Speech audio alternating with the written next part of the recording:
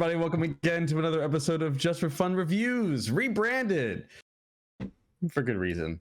Do we talk about games? Never. So I'm sorry. Or you want to do this whole thing over again? I'm your host, Azzy, and with me as always is my boy Roy, and today we're going to be reviewing the first episode for the Halo series. So probably the last episode we reviewed. Anyway, we'll get there. Don't give away the goose just yet. If you haven't seen the show yet, you can watch it on Paramount Plus. And for this first part, we're going to be doing our very damnedest to not spoil anything, and then we'll get to a point in the episode and we'll warn you we're going to be talking about. But cut that back. For this first part, we're going to be discussing our thoughts on the show. Don't worry, there aren't going to be any spoilers if you haven't seen it. And then when we decide we're going to transition to that point, you'll know ahead of time. So no worries. But this is the severely lauded show that some people have been waiting for, though it did tend to have well, let's just say I didn't know it was coming out until the trailer dropped a month ago, a month and a half, and then I didn't even know the day that it was coming out. If it wasn't for Roy, I wouldn't have known this show had actually released. I was just bored one day and I was like, Halo TV shows on my thing. I guess I'll go watch it. That's sad. Let's be honest though. Let's be honest. You and I have grown up with Halo, and we were at the very least at one point in time massive Halo fans. Yeah, I mean, now as far as like story wise, I can't tell you what's going on at this point in the game, but I know enough to be like, hey, humans found this ring. The Covenant is on their ass. Covenant's trying to get a hold of this ring too, because it's supposed to be glorious or whatever. It's not a complicated story. You have the humans, and then you have the aliens that are trying to kill us. And the aliens seem to run on a kind of like a religious fervor that motivates their actions to secure this device that we as the humans just kind of stumble upon. A giant world in the shape of a ring.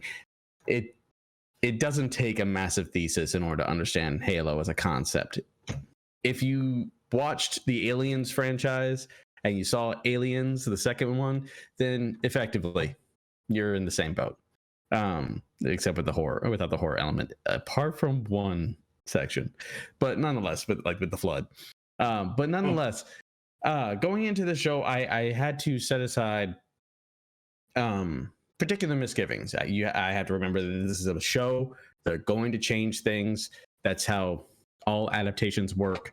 And there are going to be things that I don't agree with, and they're definitely not going to have like Marvel's level of special effects. So I wanted to go into this without any misgivings. And to that credit, this is one of the few times I was able to actually go into something and I didn't know anything about it. I didn't even really remember the trailer. I just knew the trailer was there and I saw it. Why are you framing here? Ooh, and I see me freeze framing. It is not a good freeze frame. Yeah, and that's I don't know if that's on your end, buddy. Yeah, it's the camera. Same thing happened a second ago. Shit. I mean, I think you mentioned you hadn't seen any trailers or whatever. Well, cool thing is, like, this is one of the few moments where I'm going into something and I didn't even see any trailers for it. I never really get the opportunity to see something fresh like that. So let's get into the show. So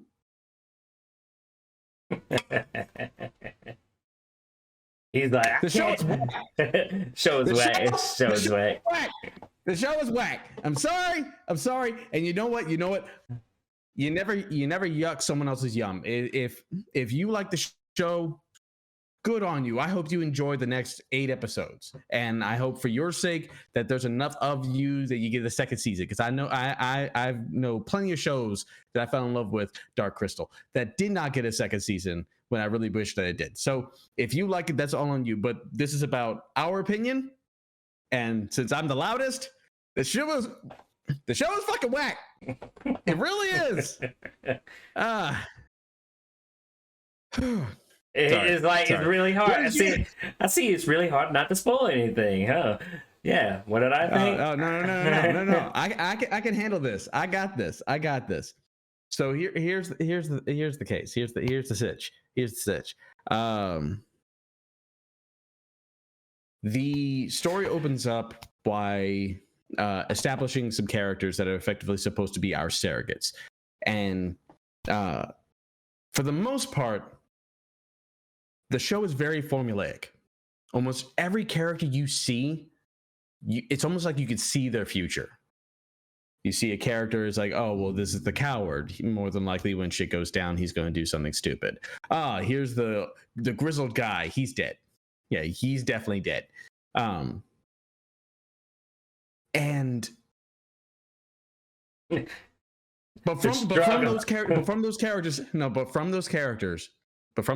they're supposed to act as our surrogates, as these Spartans are established as mythological figures. And they start doing that very early on into the show. And honestly, that would, if I had to guess how the show was going to go, and I'm not saying that this particular guess is a bad thing, that's what I would expect. Because while the last Halo game I played was Halo 4, I did read the Halo Reach book, and that's how they were kind of built up in the book. That when you get down to the nitty gritty, you don't even really get this out of any of the games. Spartans are like 10-foot massive warriors whose armor weighs like a ton, and they wield guns that would whose recoil would blow your arm off if you try to pull the trigger. These are not necessarily, but I understand where you're going, because it's the Covenant, when you see them and they're like demon, and shit like that. So yeah, they're supposed to be some badass soldiers. Yeah, so we need that outside perspective, at least at the beginning. I totally get that. But this show, I don't think it didn't know what it was trying to make. Like you have some shows that try to be too, some video game adaptations that try to be too close to the source material. Some that take the source material as this vague thing that they could just pluck ideas from. This show felt like any generic sci-fi show that you can get on the Sci-Fi Channel, just with a Halo coding. Yeah, well, for me, personally, I don't know who this show is for. Unless it's for really sci-fi people who like to see sci-fi movie, TV series and stuff, because it's sure not for the Halo fans. This was dick slap to the face. Be like, here, I put out some Halo for you. Boom. We've had better Halo films. Technically, they're not films, but no. You're thinking of Forward Unto Dawn, and that essentially followed the exact same formula I was just referring to, where it was set in the Halo universe. It focused on cadets, and the Spartans were, at least for the sake of this short film, Master Chief and the Spartans were used sparingly, like seasoning, because they are these mythic figures. But the show feels like the show was made to bank on the fandom. It's like, hey, there's money that can be made. It's just the same. It doesn't feel like they put a lot of effort into this, into the special effects. And I know I just said you have to be more forgiving because this is a TV show and they don't have Marvel money, but from the first scene, this a pan down on a barren wasteland with a sci-fi looking oil rig. And you know what, you got me, because you know what it looks like. It looks like it was a Sci-Fi Network movie. There is no I give them credit for the first opening scene It was nice. It was cool. I was like, okay, this got Halo elements. They played the little cute, like the sound cues that you hear in the game.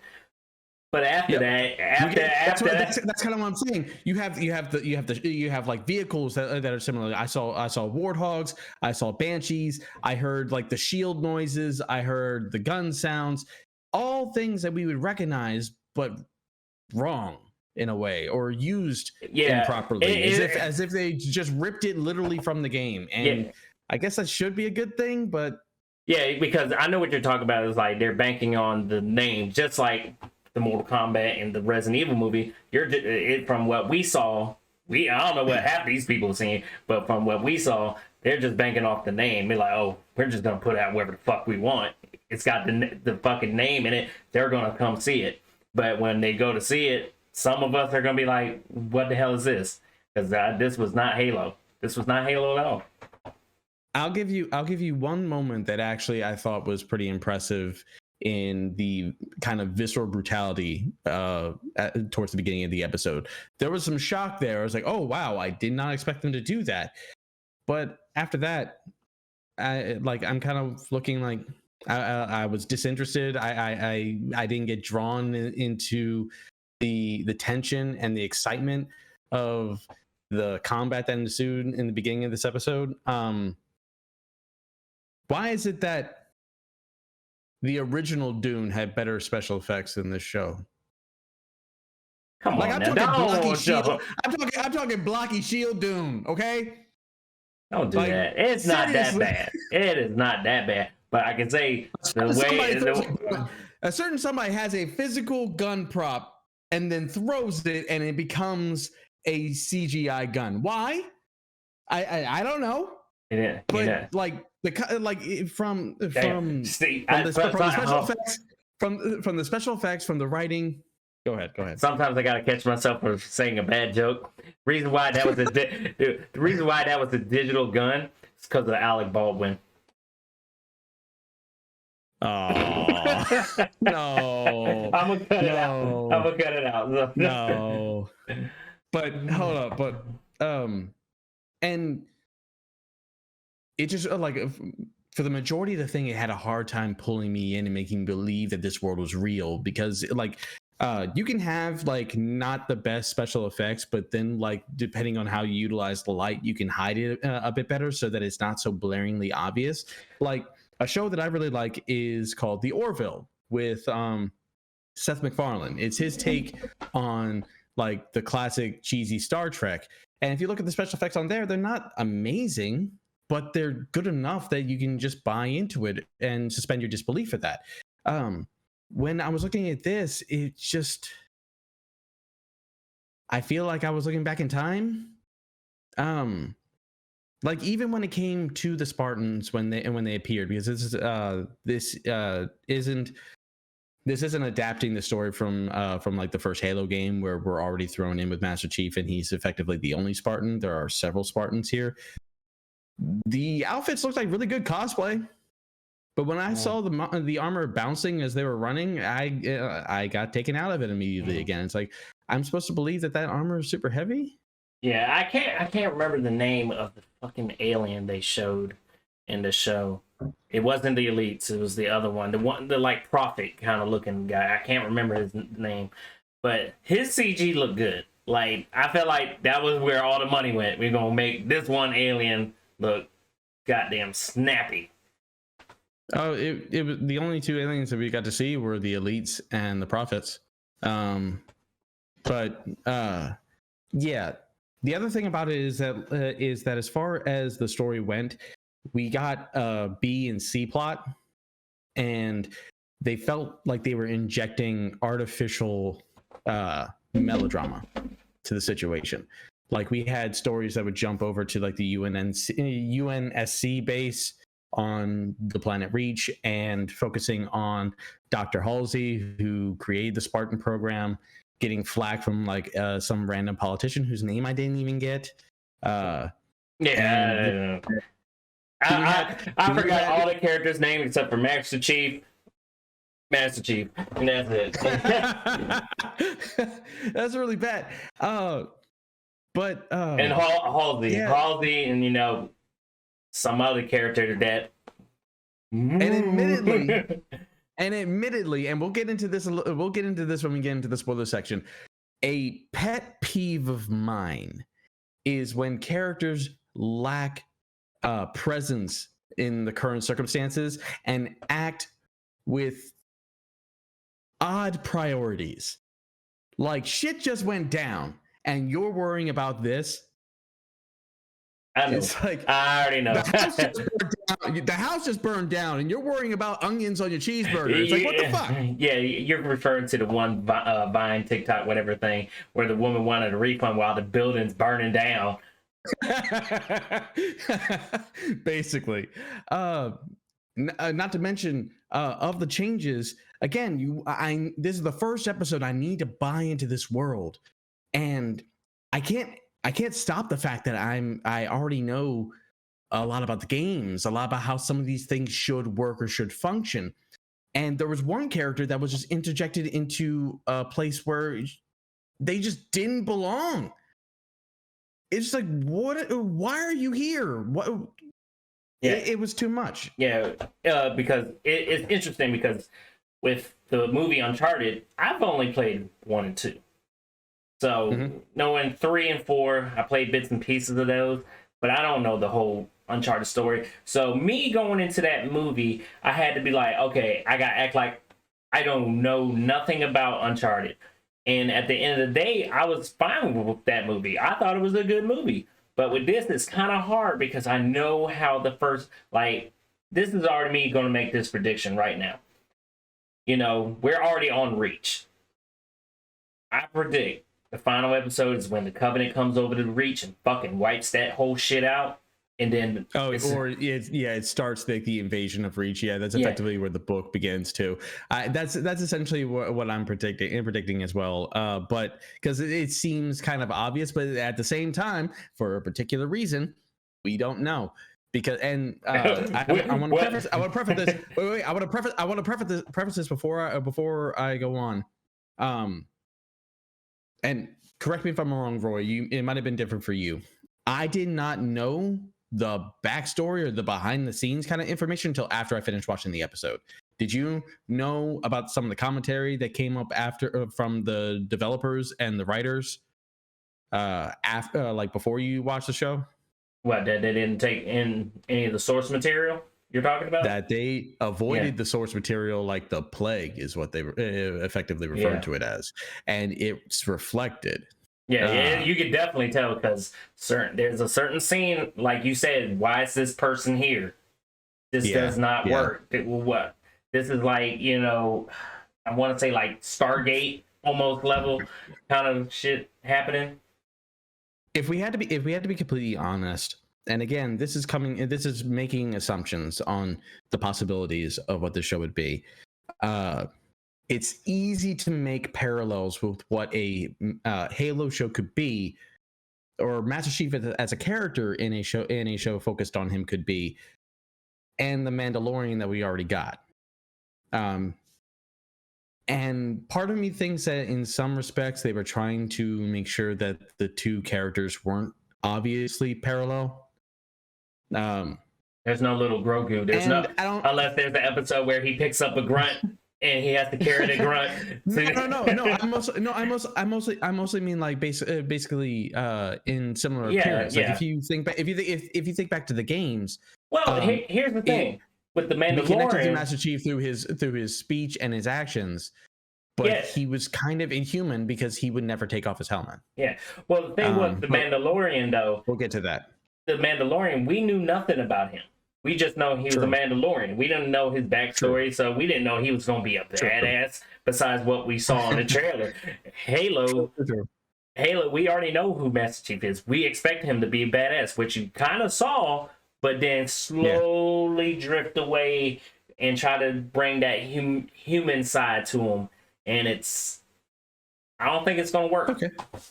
All right. So, I know we're itching to get into the spoilers, but let's go ahead and give our score for this first episode. And it's gonna sound hyperbolic, but I give this episode a 3. God. Okay. Give it a 6. There was like Give it a was 6. Give it a 6. Hey man, I was in for the action. I was in for the action. But I like that's kind of what I felt back on. It's like I love how it was like guns worked against the aliens only after the Spartans arrived, because before they arrived, the very same gun that Master Chief would pick up later didn't do shit to any of the aliens. Not to mention with the adversaries that are there, and thinking about the wealth of enemy types that you would typically get in the game against source material that the developers and the writers ignored entirely, it was a little upsetting that you didn't see grunts or jackals or anything of that like. But he's here. But nonetheless, getting into the weeds of it, it's like sadly like. Honestly, with a 6, I would say you're ready and raring for an episode 2. I don't know when this next episode is coming out. You're gonna tell me. Hey, look, I mean, like I said, this might be the last review for the show. I will carry on and keep on watching it just for the amusement of like, hey, can this top Resident Evil being the worst movie adaptation? No. But you see, that's the thing. Despite the fact that they gave it a 3, I still kind of like, in a sort of way, I still kind of want to know what the hell are they doing with this. So you'll probably still find me watching it. But anyway, that's going to be our score for the episode. Make sure you drop a comment down below if you're going to dip out because you haven't seen it. Make sure you come back so you can see what our spoiler thoughts are for. But if you've gotten to this point, we're going to be spoiling the rest of the episode. I'm going to spill all the fucking tea. Okay? He's ready to rip this shit apart, y'all. This is your opportunity to get the hell out of here, all right? Watch it for yourselves.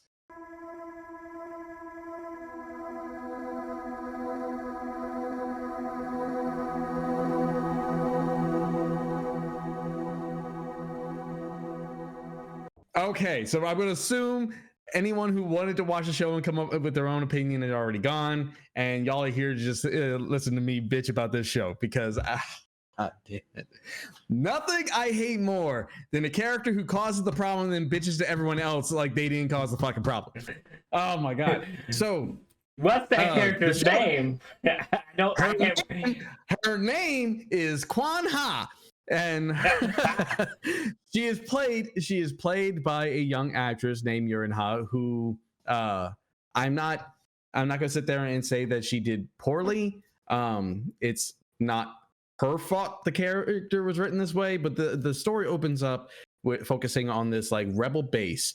It rather than opening this series about a conflict between humans versus aliens, we get introduced to a third element, which are rebel bases that are rebelling against the UNSC, like the United Government for Humanity, what have you. And while we get tiny glimpses, like I said earlier, we get tiny glimpses of these other characters that seem to have obvious futures ahead of them.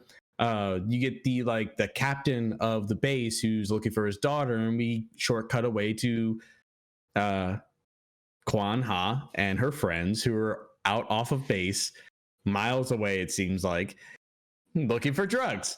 And just as they're about to get high, they stumble on the Covenant, and the Covenant comes charging out.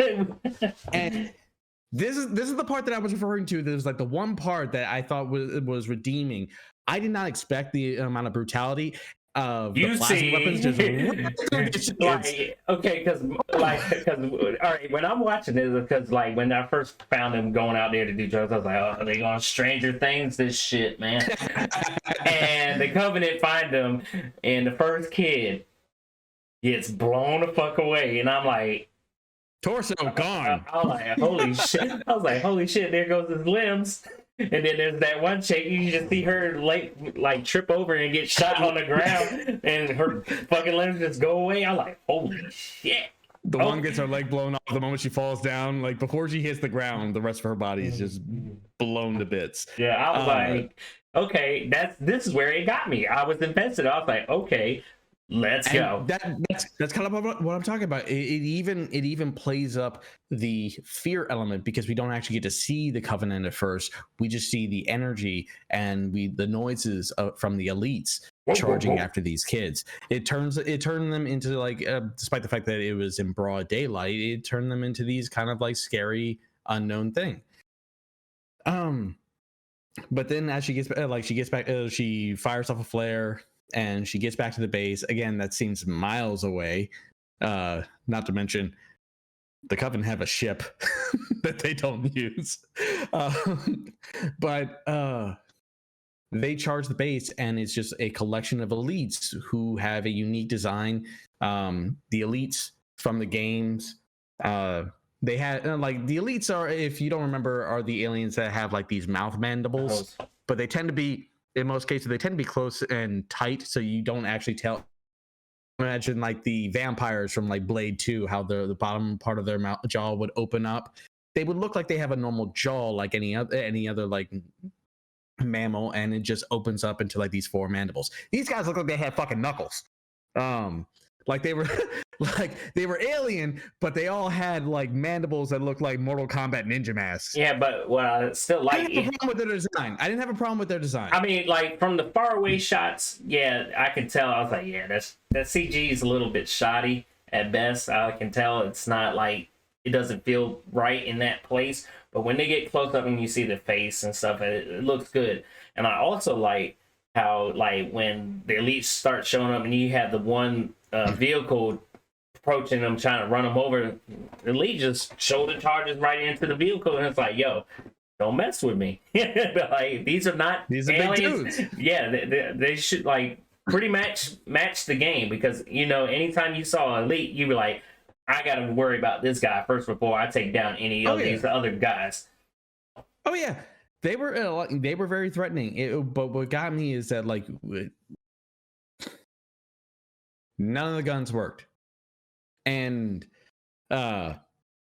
particularly the giant rail gun or Gatling gun that's on the back of a Warthog did not work at all. It wasn't a Warthog. It was just a regular vehicle in there. Well, the Gatling gun was similar to what you'd find on the back of a Warthog.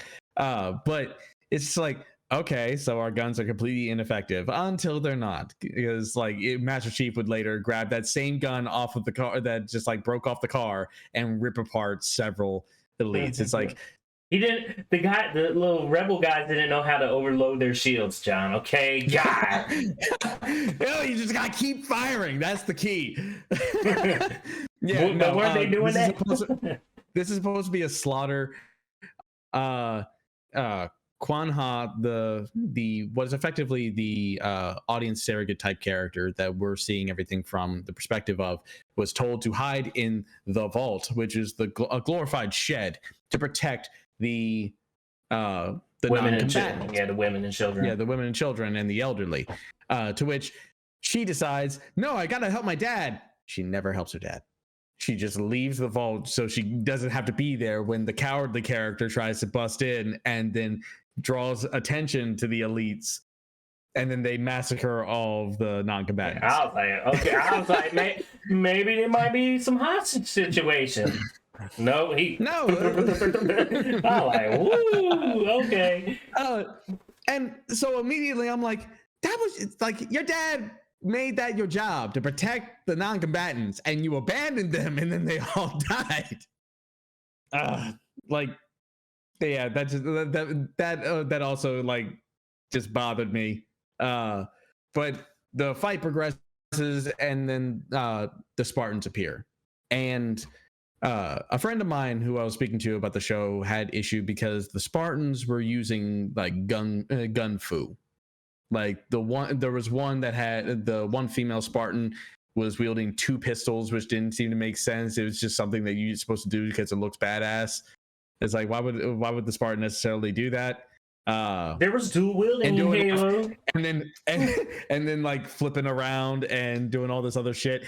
It's almost like, rather than paying attention to the Halo games and seeing just how Spartans fight or what a player was capable of doing, or just like trying to legitimize how a squadron of soldiers would fight and not just super soldier badasses, they watched Red versus Blue videos and saw animations of Spartans doing like martial arts and shit. And it's like, yeah, let's go ahead and check that in here. It's like, no, fuck this gun. I'm gonna grab a pole and start beating the shit out of these guys with a pole. But yeah, like once that action was over with, where did the show go? Went a whole nother damn direction, didn't it? So by the end, the battle ends and the Spartans are capable of saving anyone, which is just like several characters that were introduced to barely with, I don't even think we got many names for any of them, just die off screen. It's like, damn, these Spartans suck. Like, they couldn't save nobody. But Kwan Ha, the one girl that survived the trip off base to get drugs, was the only survivor, and she gets recovered. And the Spartans go and inspect the site of the Covenant's Landing, and they find a MacGuffin, this rock-looking artifact that starts glowing up like magic when Master Chief grabs it, and he starts remembering things because he has amnesia now, and he can't remember being human. You're like, I had a family, or what's going on here? I mean, apparently, technically, in the Halo universe, these kids were basically taken. Yes, but in the book, Fall from Reach, they knew that they were taken. They didn't have amnesia or like lost their memories or anything. That's something that they made up for the show. And in that same caveat, if I had to guess based on playing the games, it's possible that this thing that they grabbed is supposed to be Forerunner technology, which is like ancient technology that only humans can activate. But it's just way too soon to be introducing something like that, especially when it just does whatever the plot needs, as we'll talk about in a bit. Fast forward to on the ship, on the Pelican, back to Reach with Master Chief. Your favorite scene.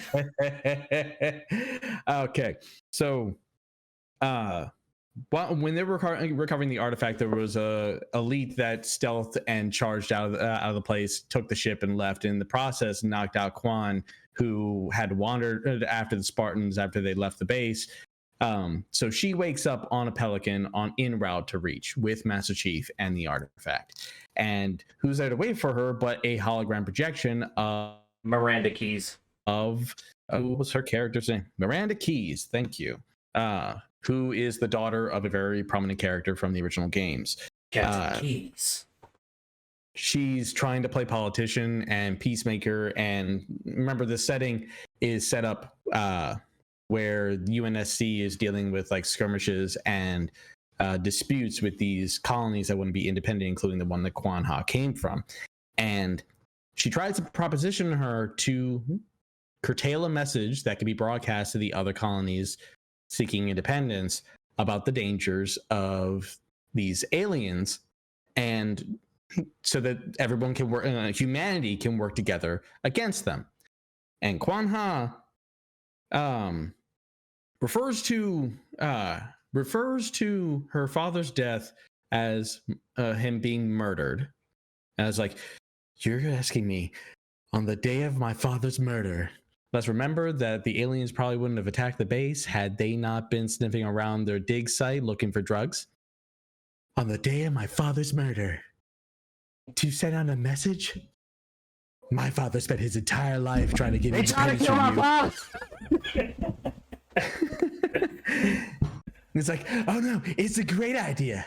I'm gonna tell them all you killed the colony. My father and 100 innocent people. It's like, what? Hold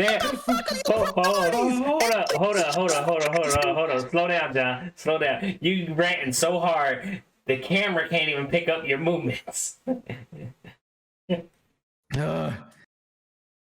So yeah, she threatens to instead lie to all the colonies and claim that the UNSC killed their entire colony and all the innocent people therein, ignoring the fact that there are aliens out there who will possibly kill all these individual colonies that are defenseless against them, just like hers. like the alien that killed her father in his attempt to try and save her. It's like, what the hell is going through your mind? This is what I'm talking about, where it's like the house is on fire, but somebody's complaining about the fucking sandwich. How does that matter right now? You're like, who the fuck cares? Like, I'm thinking about the possibilities. And look, and I'm gonna be totally honest with you. When that scene happened, I was like, "What the fuck is her problem?" So I'm like, at this point, I'm like fucking out of the show, and I'm looking down at the phone. I might be jumping ahead a little bit in the story wise because you're okay. About to, because I missed the whole beat. I need to cool down. Cool down. Yeah, I missed the whole beat where they put out to assassinate her. I was like, "What the fuck is happening?" And that's the other thing. Like, again, as the show was cutting away to reach UNSC headquarters, you had the drama with Halsey getting flack about the Spartans, and as if they're like a experimental project that could be canceled at any moment. You had this politician that whose name I don't remember, giving them flack because whatever freaking reason. And then you cut to General Keyes. Doesn't matter. What? The Captain Jacob Keyes. Yeah. Who informs his daughter that it's too bad all of the colonists died. It's like, wait, like we only ever see this character unless you read the books, and granted I haven't read them all, we only ever see this character from the perspective of a hardened soldier fighting against these aliens for the sake of humanity. And here we have a guy who's ready to command our hero to assassinate a innocent girl for the sake of propaganda. Yeah, you so got me into this story. Why? Wait, where are the fucking priorities? Why do you even have to kill her? You don't have to put her in front of a camera. Wouldn't that have been a simpler solution rather than just murdering her? Don't give her a fucking microphone? No. The hero gets an order. We don't have holding cells in the future, John. Didn't you know that? Yeah, prison cells don't exist, or any other solution. Right. I mean, none. I mean, if you want to finish this stuff, but I'll say at this point, you know, the UNSC. They covered the corpses of the aliens. Like, how could you? Like, if the worry was that you needed the voice of like a colonist in order to convince the other colonies that there is an actual threat, here is the corpse of an alien. But at the same time, they've learned that Master Chief, he has a soul. He has feelings now. He doesn't want to kill the girl. But here's the kicker, though. Here's the kicker. It alludes to the notion that Master Chief has a soul and can think for himself only because he touched the magic rock that he can't stop staring at. So we're not even sure if that was his own decision. This was Master Chief after that first scene, the whole show. Yep. Just staring at the rock. I'm gonna go and touch it. But I don't want to touch it. but then like what it was is that like he wasn't responding. Master Chief wasn't responding to the kill order. So they tried to cut off the oxygen to the Pelican remotely to knock them both out so that they could be recovered. But somehow, despite the fact that he only had like 40% oxygen at the time, Master Chief persevered. And thank goodness he was playing Cyberpunk, and his engineering was like at a 20. So he like reworked the ship to get the oxygen back up, and then removed his helmet. Okay, all right. This is where I get the fucking time in. Okay, we heard about, you're gonna see his face in this. this, okay? And me and you discussed, I was like, why couldn't they done this shit like The Mandalorian? They could have waited to maybe the last episode. You didn't even have, for me, you didn't even have to show his face. You could have just did it, okay, but like maybe he's like really injured and somehow they have to take the helmet off. And you don't even have, you can just do the back, like you see them take the helmet off and you see the back of his head. And shit like this. Exactly. We, the audience, didn't need to see didn't need to see his face. The scene, I understand, because he was trying to get Quan Ha to cooperate with him, and she didn't trust him. So it's an obvious psychological tactic to humanize yourself by removing your helmet or removing the thing that could be scaring her. Oh, also, forgot to mention, apparently, Master Chief killed her mom. Okay. So yeah, he needed to humanize himself to her, and then kept the helmet off, and then proceeded to just ramble off a fuck ton of sci-fi jargon as they're trying to hack the ship in order to prevent them from being pulled down to reach remotely. And they kind of do it until they get shot down. EMP got shot with EMP. To which Master Chief has the epiphany that this is the moment. This is the time to touch that rock for a really long time. it's like I know what to do. If I'm gonna die, I'm gonna die holding the magic rock. That's all I'm saying. To which it fires off its own pulse that knocks out all of the technology on the base and reboots the Pelican. And they get away. So now you have your like wolf and cub samurai kind of story. Quan Ha is your Grogu. I don't know what you're talking about. They're still effectively the Mandalorian. She is the Grogu in this situation. But it's just like now Master Chief is a fugitive, and the story seems to be about him betraying. We forget about that. You know what? We forgot about the one fucking scene where certain characters do not go with this scene. The human with the Covenant. What's up with that? Yeah. So I mentioned in the non-spoiler section that there was a B and C plot to the story. The C plot was when the show cut away to High Charity, which, if you remember playing the games, that was effectively like the capital satellite for the Covenant. It was effectively like their holy temple where their leaders resided, and we get to see an alien referred to as a prophet. This one being the Prophet of Mercy. Are you kidding? Hold on, because I was trying to find the character name, but the actress name is Charlie Murphy. Oh, sorry. Sorry. Anyway, Charlotte Murphy, but anyway. Shot in my face. So anyway, we see the Prophet of Mercy passing through a hall leading to a room where he's referring to someone in sort of like an honorific kind of standing. This is whoever he's speaking to, that we can only see from the back, seems to hold some very high position within the hierarchy of the Covenant. They're all speaking in an alien language back and forth to each other, and then finally it's revealed who or what this thing is, and it's a woman, the Blessed One. Okay. I don't know. I'm about to say, at this point we could have just said fuck that scene and not even talk about it, because it wasn't really that important. It was just weird. It felt like that scene felt out of place. Like, I feel like this character is, I don't know what her motive is.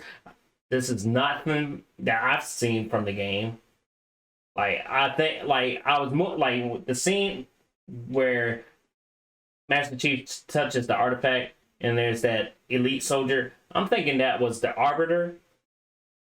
That's what I thought it was going to be. But after that, you see nothing. It totally could have, because I'm not going to sit here and say it's like, well, the Arbiter has special ceremonial armor, and that guy was wearing the same armor as the rest of the elites. Because nothing matters. They're going to do whatever they want with it, however they feel like they need to. like we got a tiny glimpse of Cortana, who's a person in a pod instead of a program that's just based on Dr. Halsey's brain patterns. It's Edie from Mass Effect. Yeah. Oh man. This show's gonna suck. I'm sorry, Halo fans. You finally get a taste of it, man. We know we've been dealing with these crappy Mortal Kombat movies, Resident Evil movies. Now it's your turn. I mean, you know what? If I had to compare it to anything, I would say that this is like a redux of the Mila Jovovich Resident Evil movies, where it's effectively. But remember what I said earlier, is that it feels like it's just a generic sci-fi show that's wearing the skin of Halo, in the same vein of those kind of Resident Evil movies, where they just kind of threw in another thing that you would recognize from the games, but without any kind of soul or build up or importance. Like here's a character that's named Jill. She's not as important as our fan made character. That's what it felt like. The human girl among the Covenant felt like a fan. It felt like a self insert by someone who think like the stereotype of a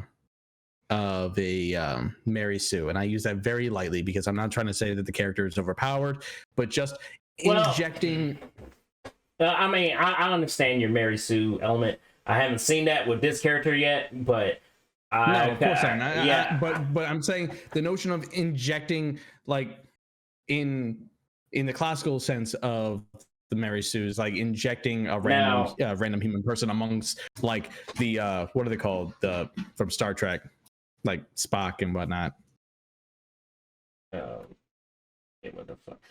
I'm not a Star Trek guy. I'd say I just know Klingon shit like that. It's like, and she's the bestest, and everyone loves her, and she called her the blessed one. But I know that in the trailer that they put out, you see her walking, and it looks like the flood is back there, and she's controlling the flood or some shit. I do not know if that's the flood per se, but there's some weird ass organisms. So maybe she's the blessed one to release the flood. Hey, I can see it now. She's Tom Cruise in The Last Samurai. It's kind of like the trope I'm trying to get at. Okay. I'm not articulating the best way, where it's just like she kind of just fell into this culture that she's not actually a part of, but they treat her as if she's like one of them and one of the best. And I don't know. You know what? This is my prediction. Like I said, this last episode is going to end up with Reach being all destroyed and shit. But the Covenant's going to think she's the blessed one to release this. Like they're thinking like they maybe got with information about this, holy place or whatever, and they unleash the flood, and then this whole fucking situation now. That's what I'm predicting. You think they're gonna rush into the flood? Yeah. A friend of like that same friend that I was referring to before reminded me that Forerunner technology only really operates with a human, because the humans are kind of descended from the Forerunners. At least that's how the games functioned. So his idea was the reason why they had a human amongst the Covenant was because she could operate the Forerunner tech, which the Covenant view as holy. Mm-hmm.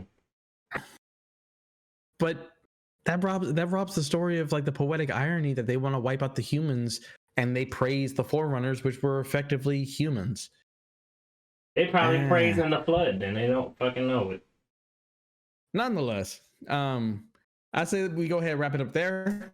Thank you so much for watching. If you already saw the episode and you have your own ideas what's going on, drop a comment down below. What do you think of the show? Yeah, it's a thing. I don't know how the fuck to close it out.